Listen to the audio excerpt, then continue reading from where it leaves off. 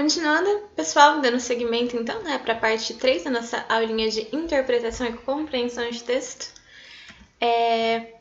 Finalizando então, né, falando de interpretação, né, além de analisar o contexto, né, para fazer relações, vocês lembram que o contexto, ele é um dos elementos dos diversos... vai para frente, meu filho!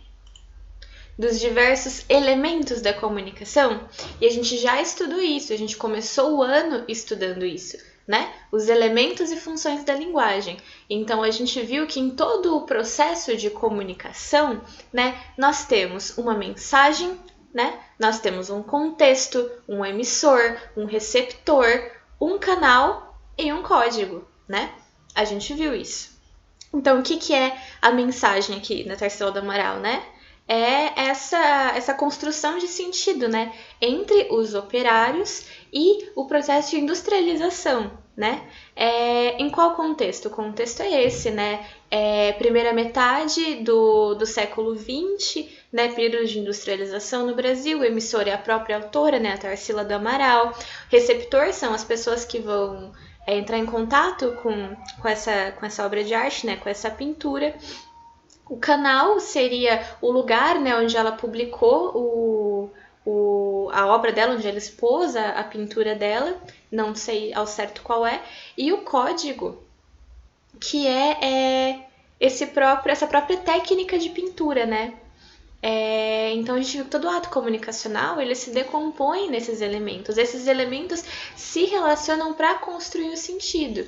Então quando a gente está trabalhando, ou seja, com compreensão, né?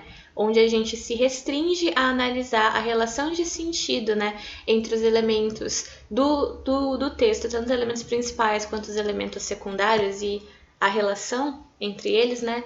Na interpretação, a gente analisa o texto em relação ao entorno, né? A gente usa o nosso conhecimento de mundo, né? O contexto histórico, por exemplo, e não só. A gente pode se valer das informações que a gente tem sobre o autor, né?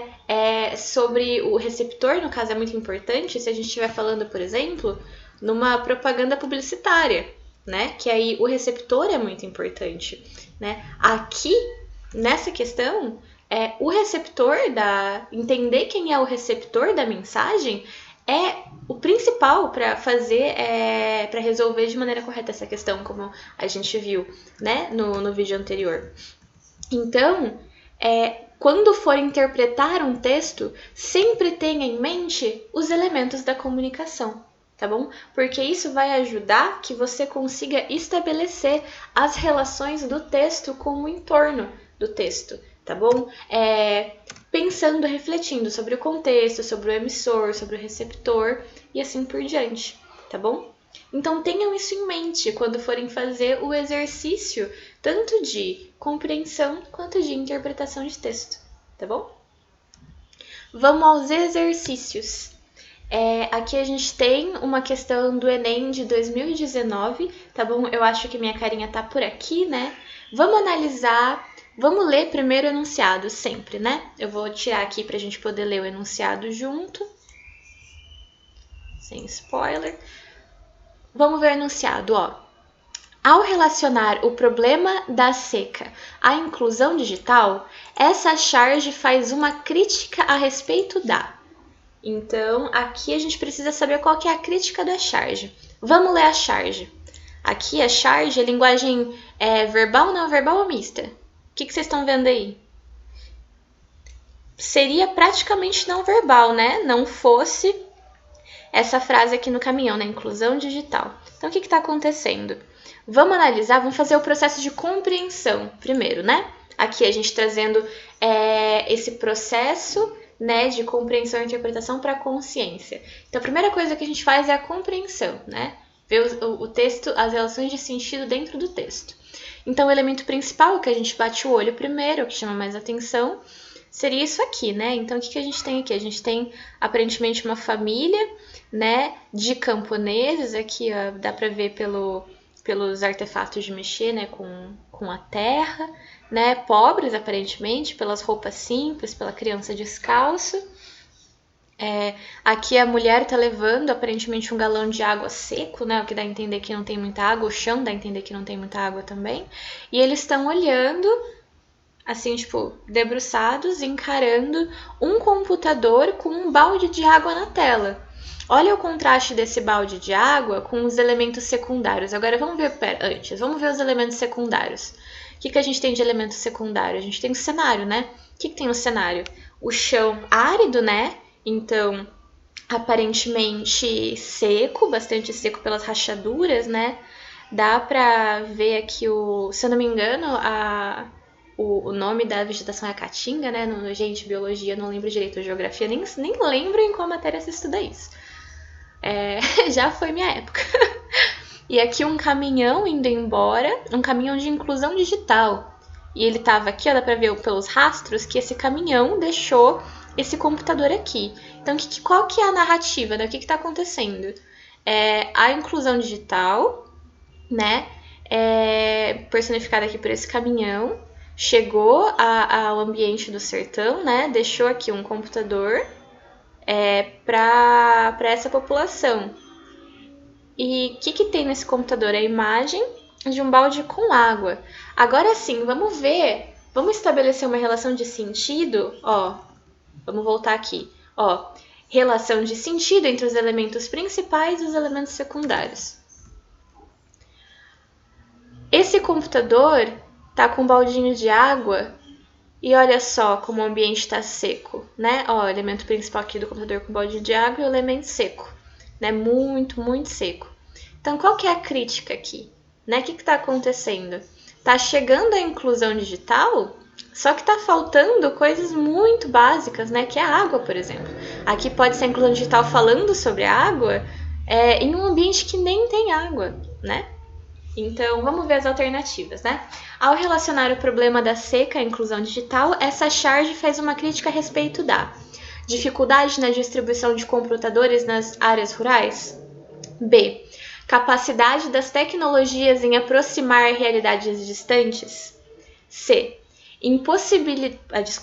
Possibilidade do uso do computador como solução de problemas sociais.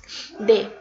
Ausência de políticas públicas para o acesso da população a computadores. E.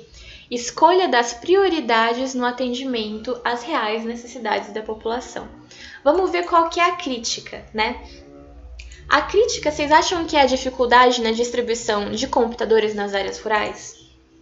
Perceba a importância da gente conseguir, né, entender qual é a mensagem principal, a ideia principal.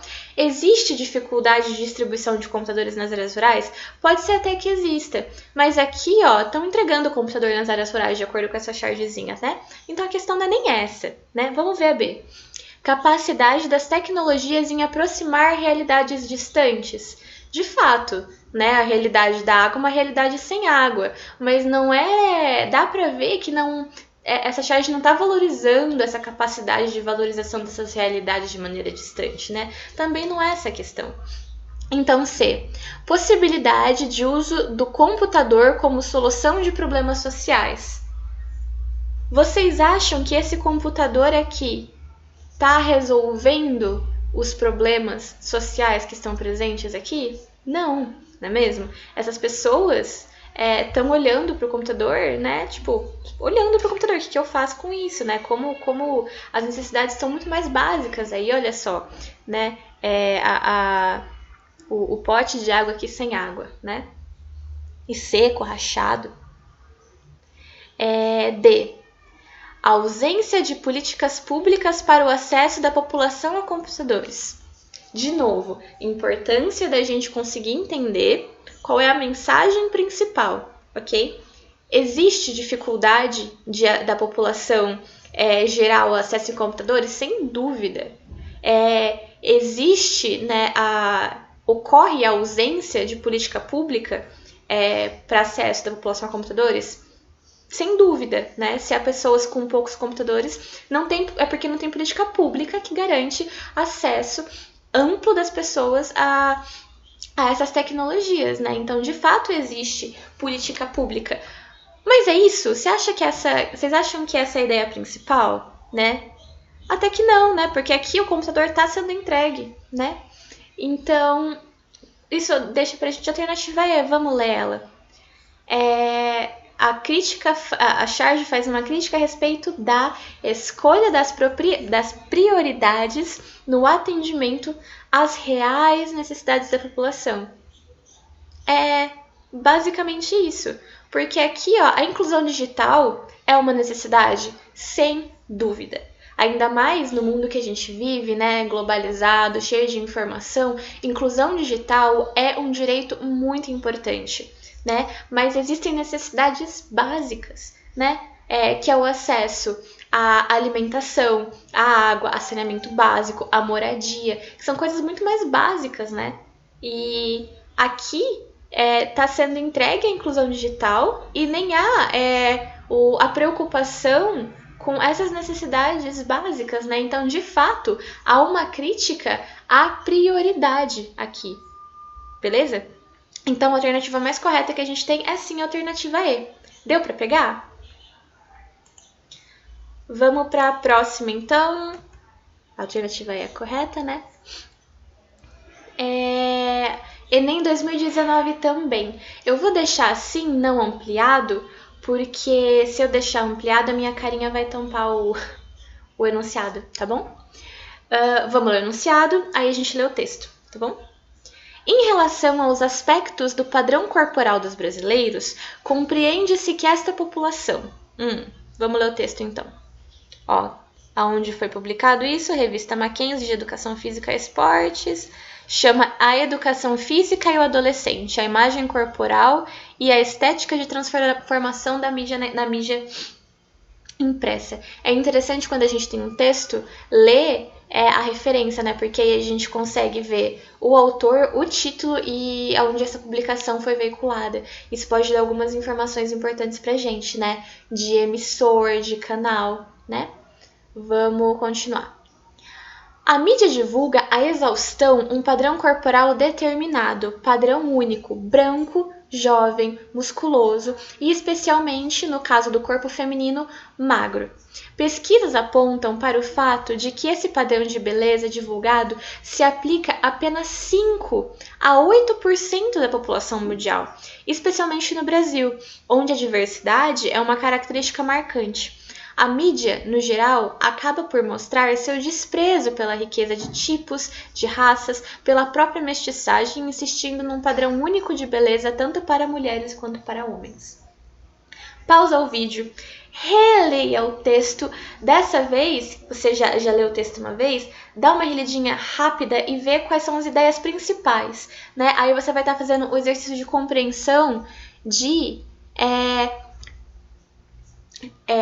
encontrar os elementos principais, os elementos secundários e ver a relação de sentido entre eles. Voltando para cá. Enunciado. Em relação aos aspectos do padrão de beleza corporal dos brasileiros, compreende-se que esta população é caracterizada pela sua rica diversidade? Bom, aqui ele fala de fato, né? Especialmente no Brasil, a diversidade é uma característica marcante. Então, isso de fato foi dito no texto. Vamos ver as outras alternativas.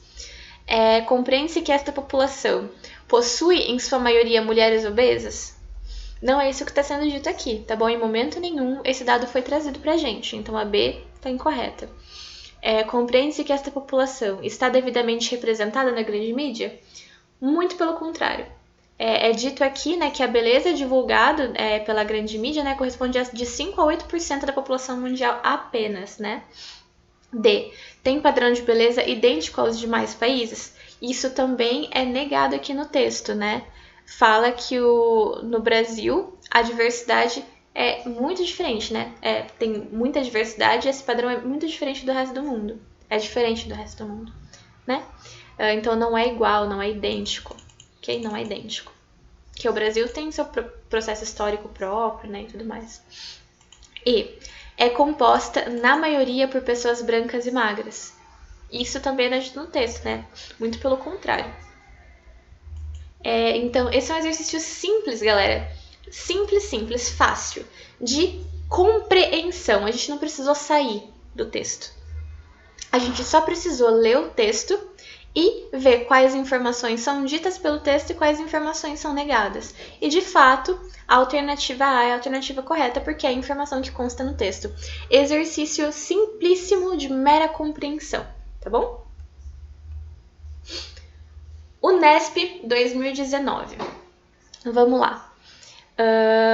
Vamos ler o enunciado, né? Está correto apenas o que se afirma em. Então, aqui a gente tem afirmações, 1, 2, 3 afirmações. E a gente tem que ver qual que tá certo e qual que tá errado. Vamos ler a charge. Então, deixa eu beber uma aguinha.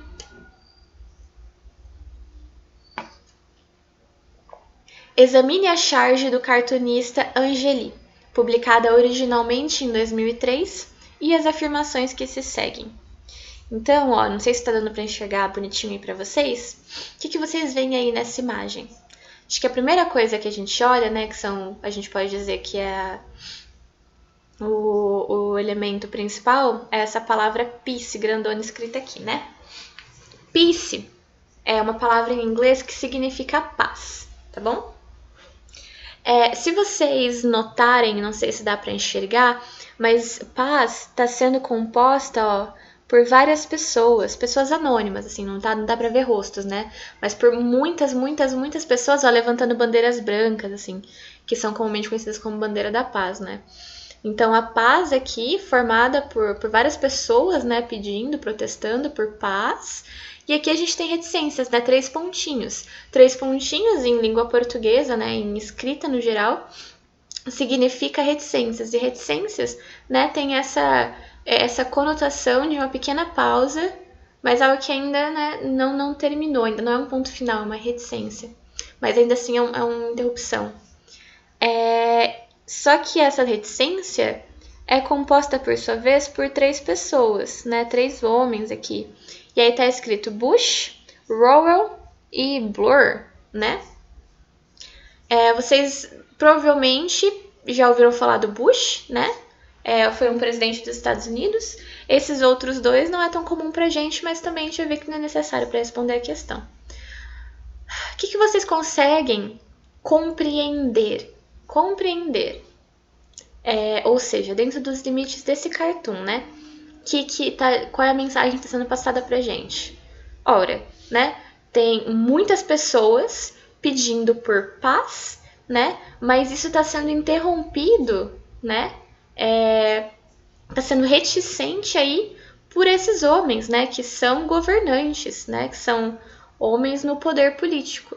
Então, é isso que está sendo dito pra gente, né?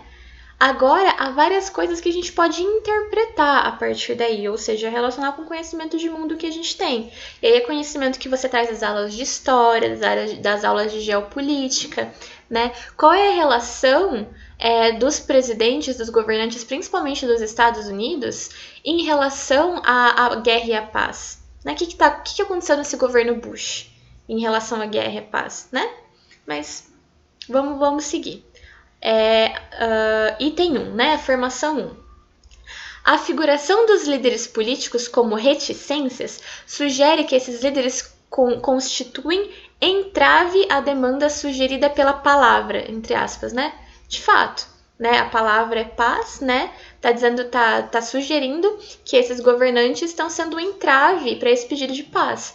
O que, se a gente faz relação com a história, de fato acontece, né? 2. Na medida em que, frente a uma multidão de anônimos, poucos indivíduos são nomeados, depreende-se da charge uma crítica, sobretudo, ao processo de massificação da sociedade moderna. Será? Será que é uma crítica à massificação da sociedade? Porque, de fato, essas pessoas aqui estão anônimas, mas elas estão anônimas porque está representando, né, uma população coletiva de pessoas protestando por alguma coisa, né? Correndo atrás, né, lutando por algo que elas acreditam em comum, né? Não necessariamente aqui tá fazendo jus a um processo de massificação, né? Então, essa 2 tá meio esquisita, né? Vamos para 3. A charge satiriza as manifestações contrárias à guerra no Iraque, lideradas por políticos dos Estados Unidos e Reino Unido. Então, olha só o que essa alternativa contou pra gente, né? que essa charge seria uma sátira, né? Uma espécie de zoação das manifestações contrárias à guerra do Iraque.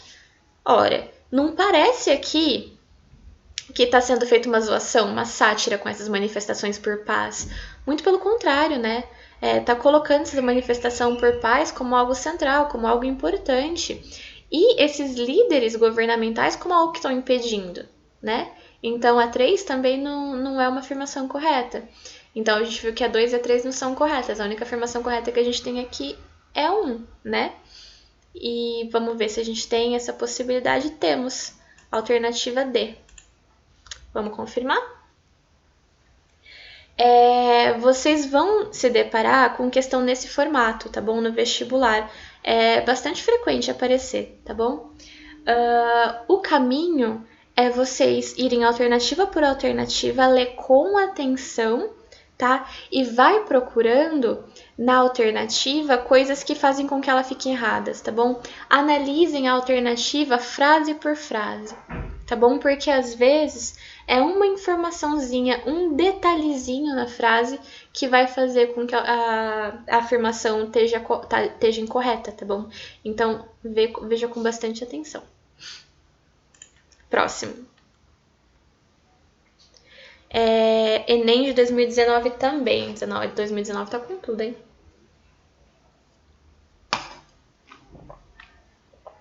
Esse é outro tipo de questão que vocês com certeza vão se deparar, que é uma questão que traz dois textos diferentes, mas que se relacionam de alguma maneira e pedem para vocês alguma reflexão, tá bom? Ou alguma compreensão a partir da leitura desses dois textos em conjunto, tá bom?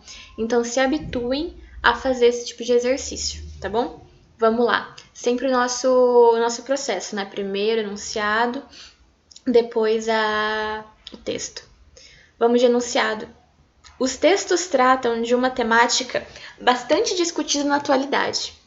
No que se refere às posições defendidas, os dois textos. Então, o que está pedindo para a gente? Está falando que ambos os textos estão se retratando a uma temática muito falada, muito discutida na atualidade. Então, é um tema bastante atual e discutido nos dois textos. O que está pedindo para a gente? Nesses dois textos, as posições defendidas estão, ou seja, a questão está pedindo a relação entre a posição dos dois textos. Vamos ler. Texto 1. A introdução de transgênicos da natureza expõe nossa biodiversidade a sérios riscos, como a perda ou alteração do patrimônio genético de nossas plantas e sementes e o aumento dramático no uso de agrotóxicos. Sempre é bom ver a fonte, né? Greenpeace.org. O Greenpeace, né, é uma organização que luta por direitos ambientais, né, e tudo mais. Continuando. Além disso, ela torna a agricultura e os agricultores reféns de poucas empresas que detêm a tecnologia e põem em risco a saúde de agricultores e consumidores.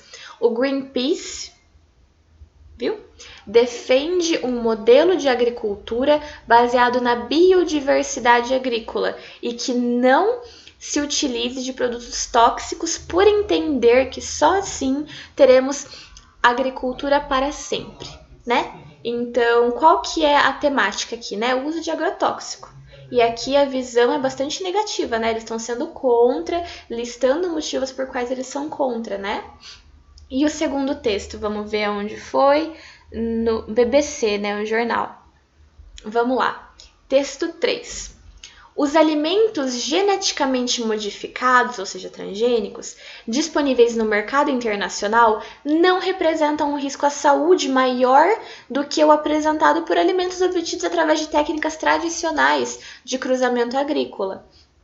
Essa é a posição das entidades como a Organização Mundial da Saúde, OMS, a Organização das Nações Unidas para a Alimentação e para a Agricultura, FAO, o Comissariado Europeu para Pesquisa, Inovação e Ciência e várias das principais academias de ciência do mundo.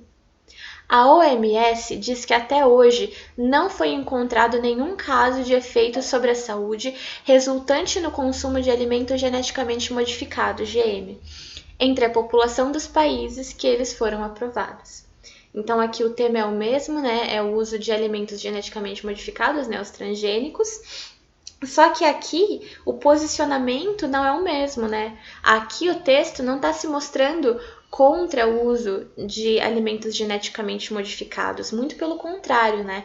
Aqui o texto está dizendo que as principais organizações mundiais, né, as principais autoridades mundiais, não são contra o uso de agrotóxicos, defendem o uso de agrotóxicos, porque diz que até agora não há evidência, né, entre os países que foram estudados que faz mal. Beleza? É isso que a gente pode compreender desses dois textos, ok? Agora vamos ver as alternativas, né? No que se refere às posições defendidas, os dois textos revelam preocupações quanto ao cultivo de alimentos geneticamente modificados? O primeiro revela preocupação, né? O segundo nem tanto, né? Eles falam que não tem problema, né? A B. Destacam os riscos à saúde causados por alimentos geneticamente modificados? Os riscos à saúde, né, são destacados no texto 1. O texto 2, né, diz que não há evidência de risco, né? C.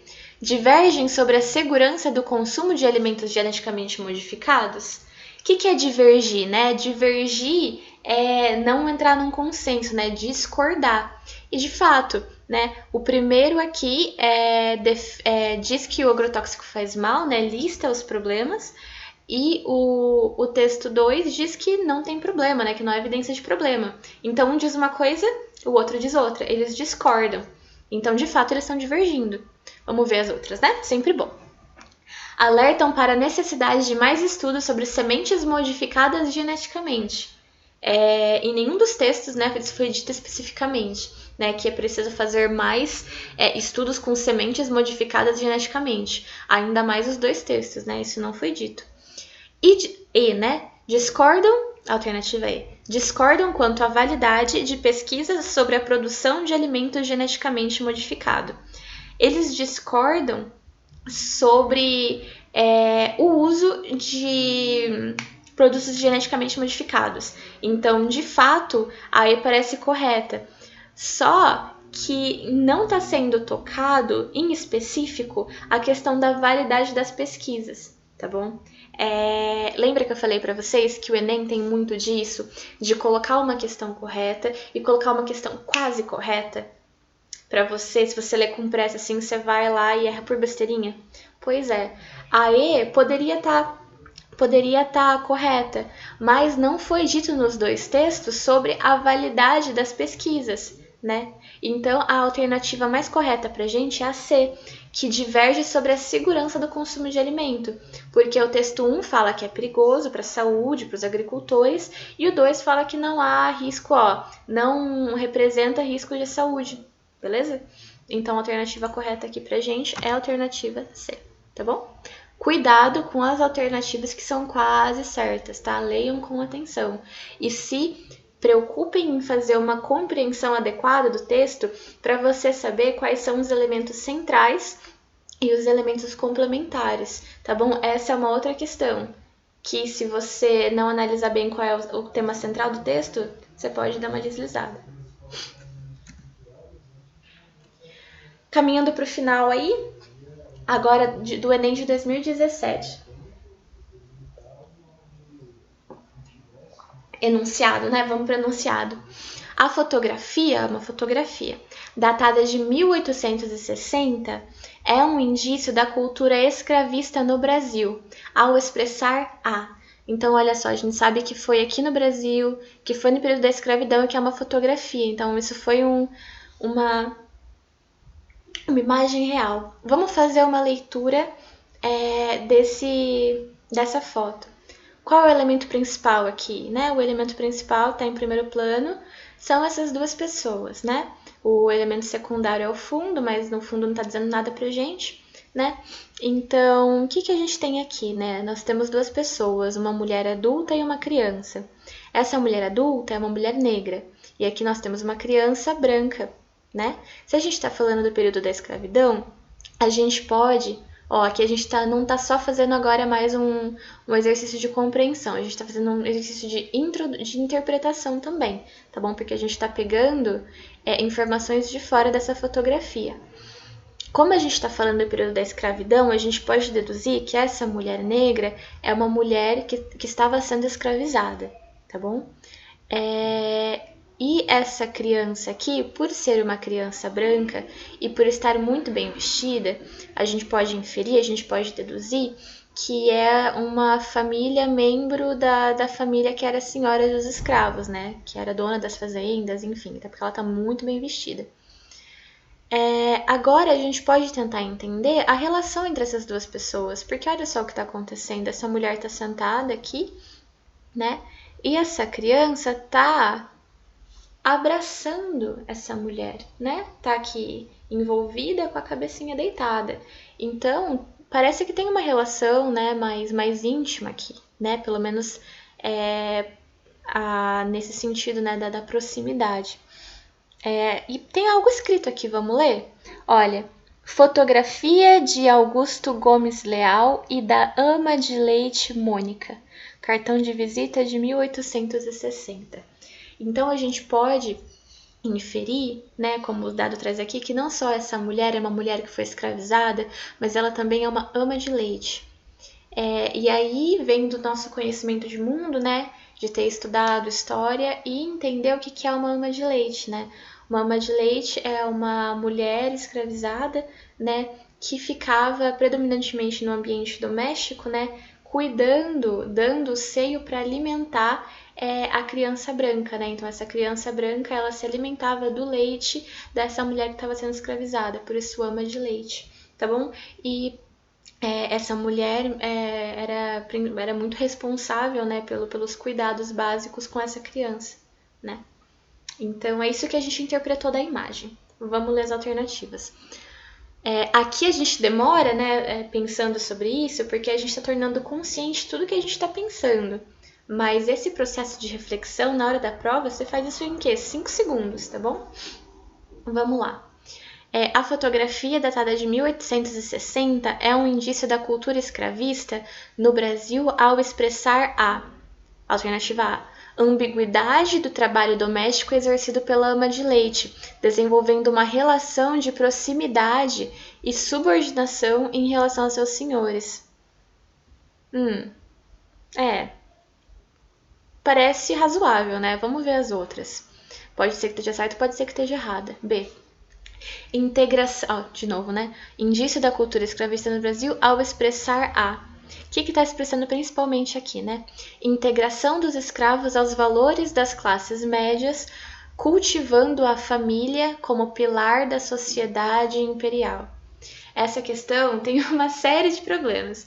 Primeiro, o que a gente entende como classe média começa, né, não a partir desse período histórico, né? Principalmente essa foto aqui, ela está retratando pra gente aparentemente a relação de uma pessoa escravizada, né, com um membro da família, aparentemente, dos seus senhores de escravos. Então aqui a gente não está falando de classe média, a gente está falando de senhores de escravos e de pessoas escravizadas, né? A gente estava na B, né? Essa questão da integração dos escravos aos valores também é uma visão muito ingênua, né? Que apesar dessas pessoas escravizadas estarem dentro, né, das casas, elas não estão integradas àqueles valores, né? Muito pelo contrário. São avidamente, eram, né, e ainda são, infelizmente, muito discriminadas, sofreram e sofrem vários tipos de violência. Então, a B é uma questão errada por vários aspectos. Então, vamos pular, né? Vida que segue. Alternativa C. Melhoria que está expressando, né? Melhoria das condições de vida dos escravos observada pela roupa luxuosa, associando o trabalho doméstico a privilégios para os cativos. Pode parecer uma questão certa, mas ainda assim não está correta. Por quê? Porque apesar das amas de leite, né, das pessoas escravizadas que trabalhavam dentro da casa grande, elas não estarem passando tão intensamente pela violência física exaustiva das lavouras, elas ainda estão submetidas a vários tipos de outras violências, né, dentro desse ambiente da Casa Grande. Então não é uma melhoria da condição de vida, é só troca de uma violência por outra, tá bom? Então a alternativa C também não é correta. D. Esfera da vida privada. De novo, vamos ler o enunciado, né? Pra gente sempre se lembrar do que a gente está falando. A fotografia está expressando a esfera da vida privada, centralizando a figura feminina para afirmar o trabalho da mulher na educação letrada dos infantes.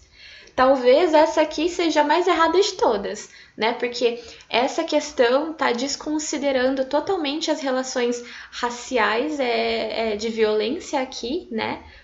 Colocando essa mulher apenas como uma figura feminina, né? Ela não é só uma mulher, é que ela é uma mulher também, mas ela é uma mulher escravizada, né? E além do mais, ela não está sendo centralizada aqui como uma figura de educação letrada dos infantes, né? Primeiro que as pessoas escravizadas elas não tinham acesso à alfabetização, né? Até por uma estratégia de dominação, de uma estratégia de privação de violência. Então não existe a menor possibilidade das pessoas escravizadas, né, as amas de leite nesse caso específico, serem as responsáveis pela educação letrada dos infantes. Infantes é sinônimo de crianças, tá bom? Então a alternativa D também erradíssima. Alternativa, então a gente viu, né, que a B não é, a C não é, a D não é, a alternativa E está expressando a distinção étnica entre senhores e escravos, demarcando a convivência entre estratos sociais como meio para superar a mestiçagem. Essa alternativa E pode ser confundida se você olha com um olhar ingênuo, né, para essa figura, ou sem ter algum conhecimento sobre os processos históricos de violência estrutural, assim, né? Essa figura, de fato, tem justaposto, né, uma pessoa do lado da outra, uma pessoa negra, uma mulher negra e uma criança branca, e tem alguma relação de afeto entre elas, né?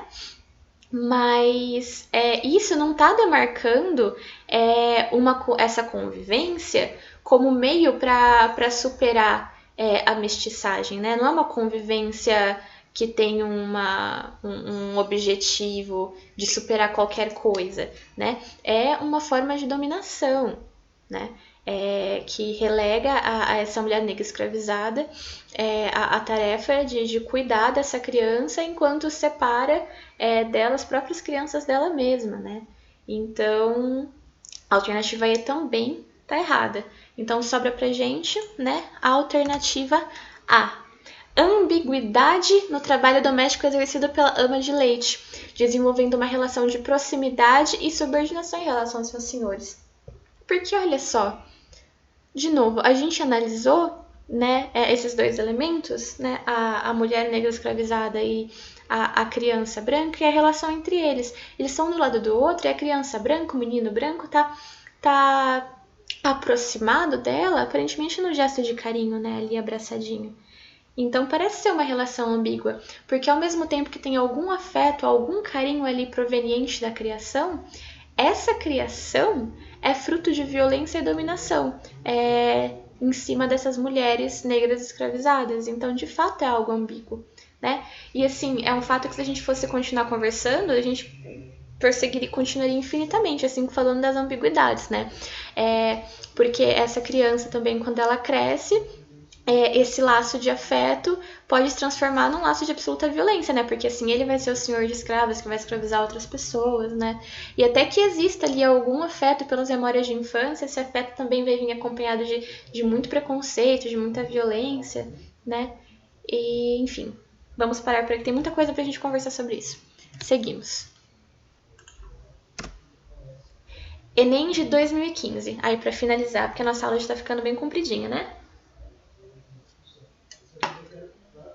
Enem 2015. Alternativa, texto. De acordo com o texto, inexiste distinção entre as artes produzidas pelos colonizadores... não vai mudar. De acordo com o texto, inexiste, ou seja, não existe distinção entre as artes produzidas pelos colonizadores e pelos colonizados, pois ambos compartilham a Então, assim, não existe diferença nas coisas produzidas pelos colonizadores e pelos colonizados por conta de alguma coisa. Vamos ler o texto. Ao se apossarem no novo território, primeiro, né? Sempre bom vir aqui. Que foi feito? Tais Cachamacha, não conheço esse autor ou essa autora. Mostra do Redescobrimento, Arqueologia São Paulo, Associação Brasil 500 anos de Artes Visuais. Beleza, vamos continuar. Ao se apossarem do novo território, os europeus ignoraram um universo de antiga sabedoria povoado por homens e bens unidos por um sistema integrado. A recusa em se inteirar dos valores culturais dos primeiros habitantes levou-os a uma descrição simplista desses grupos e a sua sucessiva destruição. Lembra disso? A gente... Compreensão primeiro, interpretação depois. Na verdade, não existe uma distinção entre a nossa arte e aquela produzida pelos povos tecnicamente menos desenvolvidos. As manifestações devem ser encaradas como expressões diferentes dos modos de sentir e pensar de várias sociedades, mas também como equivalentes, por resultarem de impulsos humanos comuns. De acordo com o texto, inexiste distinção entre as artes produzidas pelos colonizadores e pelos colonizados, pois ambos compartilham suporte artístico, nível tecnológico, base antropológica, concepção estética, referencial temático. A resposta está aqui embaixo pra gente, né? As duas manifestações, né, das obras artísticas produzidas pelos colonizados e pelos colonizadores devem ser encaradas como expressões diferentes dos modos de sentir e pensar de várias sociedades, porque são ambos diferentes, mas também como equivalentes, por resultarem de impulsos humanos comuns. É por isso aqui, por resultarem de impulsos humanos comuns, tá bom? Eles compartilham impulsos humanos comuns. Não é suporte artístico, não é nível tecnológico, não é concepção estética, não é referencial temático. Vocês estão familiarizados com essa palavrinha antropológico? Antro significa homem, ok? E aqui, ó, e lógico, né, é tipo um sistema, é uma base antropológica, é uma base centrada, né, de estudo do homem, ok? Da vivência do homem. E aqui, ó, de fato, mas também como equivalentes por resultarem de impulsos humanos comuns, ok? De impulsos do homem, né? Uma base de estudos do homem. Então, a nossa alternativa correta aqui é a alternativa C. E essa alternativa é interessante para a gente refletir sobre os processos de poder, de colonização, de dominação materiais e simbólicos, culturais. Fiquem com isso em mente, reflitam sobre isso quando vocês estiverem estudando, né, a aula de história, diretamente, né, o processo de colonização, as aulas de geografia, de geopolítica e também a aula de literatura, né, com a professora ou professor de literatura de vocês, ok? Muito importante. Aqui que eu ia conversar com vocês era sobre justamente esse processo brasileiro de colonização, mas aí eu me segurei, né, pra gente não extrapolar e não ir tempo demais. Fica para um outro dia essa conversa, tá bom? Essas foram as questões de vestibular para a gente discutir a compreensão e a interpretação de texto na prática, tá bom, galera? É um assunto muito importante, a gente vai usar ele o resto do curso e o resto da vida também. Espero que tenha ficado claro. Qualquer dúvida, escrevam mensagem ou mandem mensagem diretamente para mim, tá bom? Beijão, pessoal!